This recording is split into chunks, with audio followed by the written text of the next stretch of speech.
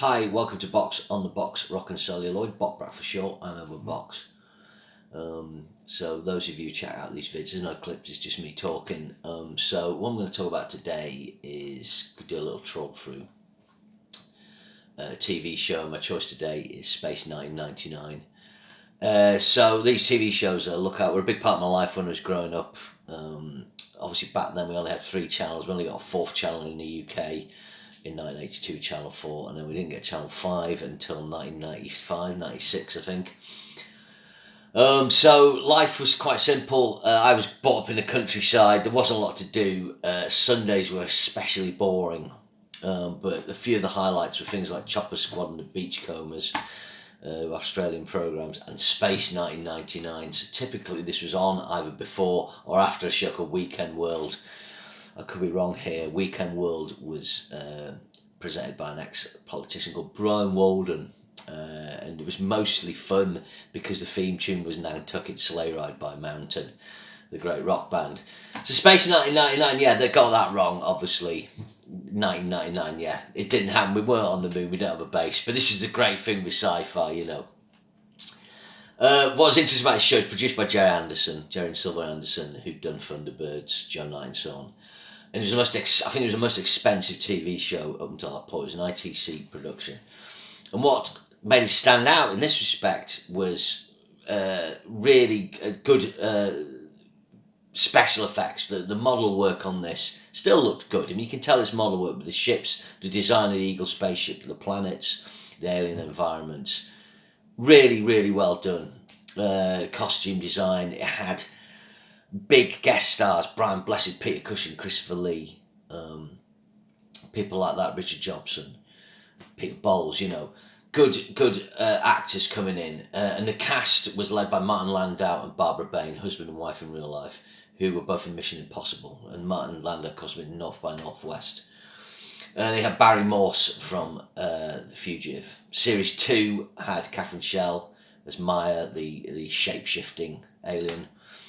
And she had been in Return of the Pink Panther in 1974. And you also had Tony Ann Holt, who'd been in The Protectors with Robert Shaw and Larry Dawn Porter. I think he was in that, playing Tony Vadeshi. He also had Australian actor Nick Tate, who's kind of like the rugged pilot guy. So there's an attempt to kind of sell to different markets with this, I think. It was 48 episodes, only ran for 2 series. What unstuck it really was the cost, but also the first series didn't do as well because it really lacked humour. And it's quite straight-faced and earnest. They tried to address this in the second series. So it didn't have that Star Trek lightness. But obviously Star Trek didn't do great when it first came out. Also, the first series has the most well-known theme tune, which goes...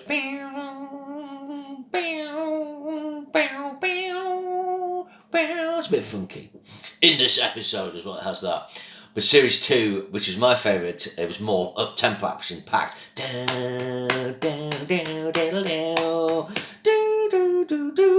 Really good.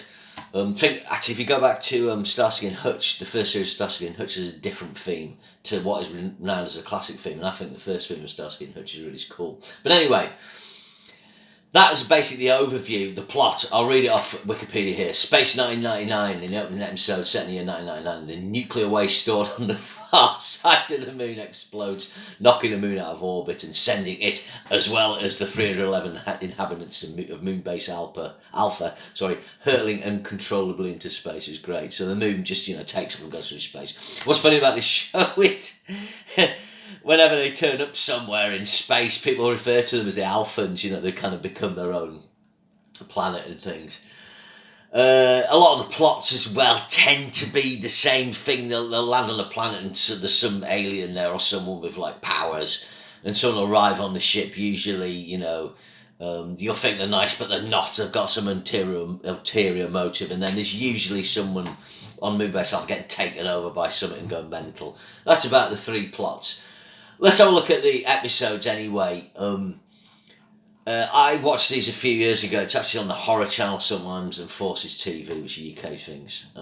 But I found some quite boring, It didn't quite have the nostalgia factor. It's one of those things you really need to dig out, half a dozen episodes from each series, really. And I don't have, my memory hasn't retained them great, but the Breakaway, the first episode's, a good setup episode. It's directed by Lee H. Katzin, so he's an American director, and he actually directed Le Mans, the Steve McQueen film after John Sturgis jumped ship. Probably, he was just told what to do by Steve McQueen, because who the fuck is Lee H. Katzin? But anyway, a really good, another Deaths of a Dominion. This is directed by Charles Crichton. So Charles Crichton was a famous Ealing director, did A Fish Called Wonder. He does a lot of episodes. Kind of weird, kind of like what happens now. You see movie names of the past, or movie names where people have kind of done a few films, gone fallen by the wayside, turning up directing TV now. And this was the first example of that. One of the first. But Deaths of a Dominion, this has got Brian Blessed in, so you've got to watch it. Obviously from Flash Gordon. Sorry, hay fever. Yeah, this is a good one. And then you've got Guardians of Piri, that's quite a nice one. Pretty good fun, that. A Matter of Life and Death, this is the one with Richard Jobson in, so he turns up as Dr. Helena, I forget a second name, Barbara Baines' character's husband, but he's supposed to have died 5 years earlier. There's a shit episode called The Full Circle where they go back to the Stone Age and they become Neanderthals, which is hilarious. And A Space Brain, that's quite a good one, I think. Yeah. And then Missing Link, yeah, maybe that's a good one. Hard to kind of distinguish, really. The second series for me is a little more memorable because of the introduction of Maya. So the Maya character was played by Catherine Shell, and she could look at an alien and morph into it. She could copy it, and she could turn into creatures and that. And this made for quite good plot points. So she actually turns up in the first episode of Metamorph, and that introduces her character, which is good. Let's have a look here. Yeah, One Moment of Humanity, that's quite good. It's got Billy Whitehall and Leigh Lawson in, and there's Brian the Brain. Now this is good fun, because Bernard Cribbin stars in this in two-part characters, and he plays Brian the Brain, this computer. So Bernard Cribbins did the Wombles, did a lot of Jackanory stories. These are British TV things, and he's also known as Perks in The Railway Children, and he was in Doctor Who as well in the David Tennant era. So this is kind of fun episode. It's sort of their Trouble with Tribbles, Mud Women episode. And then perhaps my favourite episode when I was a kid, New Adam, New Eve. So they land on a planet, and there's a guy who claims to be God and can do stuff. He's actually kind of like an alien wizard. And he keeps them trapped there. It's basically Star Trek 5, that's where Star Trek 5 got the plot. The Mark of Acheron, that's pretty good. That's another Charles Lighton directed one. Then we've got good one here, actually, whereas it comes down, probably The Bringers of Wonder. Yeah, so this is parts 1 and 2. This was one I loved as a kid, kind of freaks out a bit. You've got these kind of jelly kind of aliens, but they can appear as human.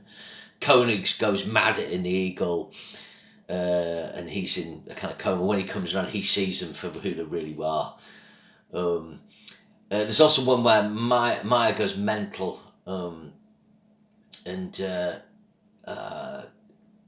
I'm not sure which episode that is. I'm trying to look here, but I should have researched better. But anyway, Maya kind of can't control her powers. I think she busts up Tony Vedeschi pretty good. There's a kind of a bit of friction between them. So anyway, have a look. Pick out some episodes. Those ones are good. Space 1999. It was a good show back in its day. It's dated. They wear flares in it because obviously you had flares in the 1970s, and they remained so till 1999. I suppose you did have flares come back in the 90s, didn't you? They weren't wrong there. So I've got an affection for it.